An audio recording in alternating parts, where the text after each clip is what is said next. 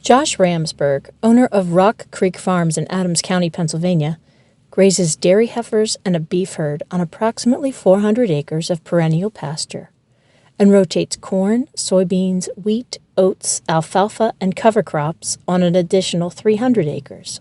As part of Capital RC&D's Promoting Grazing and Cover Cropping by Developing Better Practice Information, Outreach, and Cost-Sharing project, Josh added infrastructure that allows him to easily incorporate cover crop grazing as part of his regular crop rotation.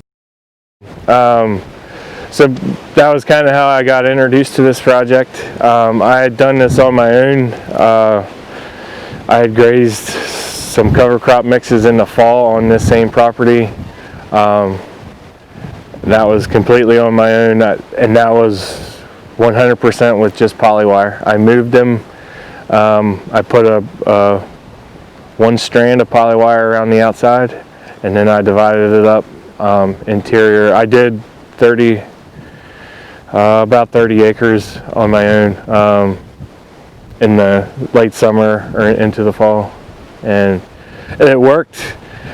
I think it can be done for people that have animals that are used to polywire. If you're backgrounding steers that have where you have no idea what they are used to, it would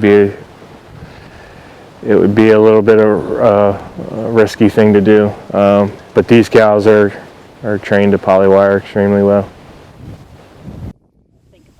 So if a farmer is interested in grazing cover crops, one of the main things you should have is a good boundary fence. This way the animals are contained. If something would happen, that way they are contained on your farm. Another thing to consider is water. Is there a way to temporarily move the water so that it's actually in the crop field versus having the cattle travel back to the original trough? If a farmer is going to put in boundary fence and with the gates, it's one of the things that we've talked about, making sure that they can swing the tractors in if they need to have wagons, making sure that instead of maybe doing one 12-foot gate, we have two, so that's 24, so then that way they can easily get the equipment in and out of the field and also potentially use it for grazing.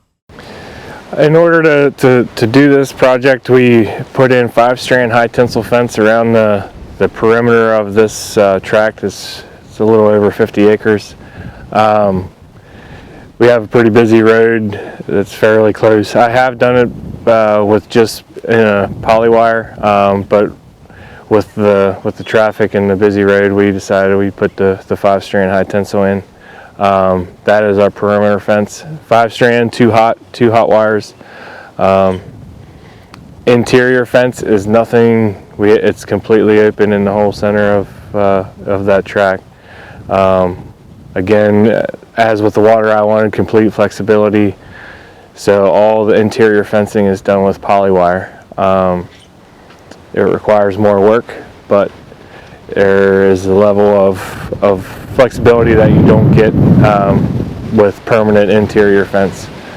Here at Josh's farm with the watering system, we used the existing well that is located at the house, and we ended up burying it 3 feet along the permanent fence, so that way if he does end up having to till, the water line is 3 feet deep. Most tillage equipment does not go that deep, so therefore the water line will not be snagged. Like I said. So we tied off an existing water line that fed another part of a different pasture. We tied into that, and we ran it, I believe, about 850 feet that way and about 850 feet that way up over the hill. And we put quick connect couplers buried in the ground with the standpipe, so they should be geothermal frost proof. And then we can move there every 200 feet, give or take, that we can be completely flexible in where and how we water them, which is something that I was adamant about, that I didn't want to set water trough in the middle of the field that everything had to come back to, and this gives me flexibility through the whole system. One of the issues that we ran into here installing the water line was we had a rainstorm that came in and ended up putting down about 3 inches, and Josh had the trench open. So, and at the time I had started to put the water line, the black plastic water line, in the ditch. I didn't have it buried. I just was still in the process of putting it all together, and the ditch completely, in 2 different spots, completely filled with water. And by completely filled, I mean it was up to the top of the ditch. Now in other spots where we had some elevation, where the soil is a little better drained, we had no trouble. The pipe was right where it belonged, but we had to pump it out. So I have a trash pump, and I just pumped and pumped and pumped until I got it down to where I could put the pipe safely underneath a cushion of soil or screenings or something. And then I backfilled it extremely. I tried to backfill it as quick as I could.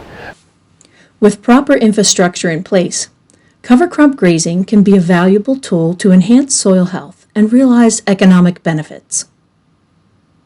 The biggest thing I think it'll do is extend the amount of time that I don't have to feed stored feed or baled, stored feed in any sense. So every day that we can graze is a day that we're doing it cheaper than what someone who is in a confined area that's harvesting all the feed and taking everything to the animal. The other thing it'll do is we'll relieve pressure in the summer, through the summer slump, which will allow me to have perennial grass, fescue-based pastures that will last longer in the fall that I can stockpile, which again is extending the amount of time that I'm not feeding stored feed. Now, above and beyond that, I would assume that we would get some reduced inputs on the row crop side. That's to be determined. We'll see how that works. But I would assume that is also going to be a financial gain.